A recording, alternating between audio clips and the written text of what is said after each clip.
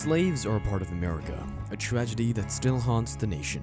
The Stanford Prison Experiment is a famous experiment that is frequently cited when people discuss the brutality demonstrated by humans with power. In this video, we're gonna look at some of the most brutal punishments done on African slaves. Number 1. Whipping. During the era of American slavery, slaves, regardless of them being women or pregnant women and children, were subjected to brutal punishments such as whippings. There's an infamous image of the slave known as Gordon, or Whipped Peter, illustrates the horrifying reality of these whippings, showing his back covered in a network of scars. However, some slave owners went even further in their cruelty.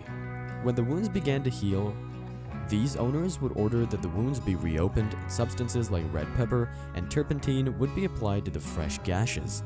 Shockingly, there are accounts of one owner who crushed a brick into powder, mixed it with lard, and had it rubbed into the wounds of a slave. These extreme acts of torture and mutilation exemplify the inhumane treatment inflicted upon enslaved individuals, leaving lasting physical and emotional trauma that continues to reverberate through history. Number 2. Mutilation. Under the very oppressive system of slavery, the physical conditions that slaves had to endure varied depending on their assigned tasks. Those working in the fields or on cotton plantations faced exceptionally arduous labor, while others served in the masters' homes where they were expected to appear well-groomed and clean. Slaves with lighter skin and better communication skills often found themselves in these domestic roles. Despite the logical expectation for owners to protect and maintain their slaves' bodies, this was rarely the case. In instances where slaves engaged in conflicts with one another or resisted their owners and overseers, it was distressingly common for owners to inflict bodily mutilation as punishment, cutting off ears or lacerating the flesh, but more severe acts included amputating limbs, gouging out eyes, severing hamstrings, or even castrating both male and female slaves. Number 3. Brandings. In the latter Persian Empire, thieves were subject to horrifying punishments that put potential offenders into fear. On the roads of the empire, anyone caught robbing or abusing travelers was sentenced to death by being torn apart. The horrific method used by executioners involved attaching the convict's legs to each tree while fastening the tops of 2 trees as closely as possible. The tension caused by cutting the cable that was holding the trees together caused the trees to split violently, instantly severing the criminal's body in 2. The perpetrator's body parts were left hanging from the trees as a terrible reminder to anyone considering a life of theft, and the gory scene acted as a strong warning to them. Several slave states implemented laws aimed at regulating the treatment and rights of slaves. These laws ostensibly intended to provide some level of protection against cruelty and mistreatment. However, in practice, they were seldom enforced, and the conditions for slaves remained harsh and oppressive. Disturbingly, accounts reveal that different methods of punishment and abuse gained popularity in different states. One account shared by escaped slave William W. Brown sheds light on a common practice employed in Virginia. Number 4. The Hogshead. The first-hand accounts of former slaves provide haunting tales of the abuse and torture they had to live through.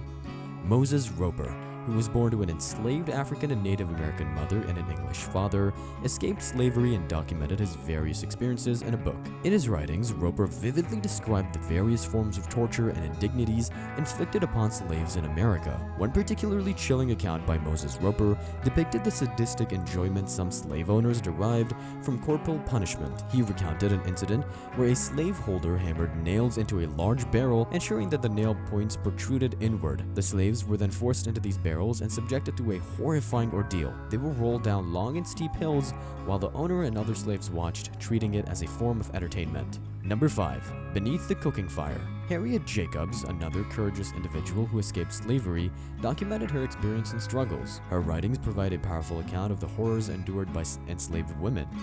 Jacobs recounted the accounts of the horrors endured by enslaved women. Jacobs recounted the relentless sexual harassment she faced at the hands of a slave owner who claimed ownership over her.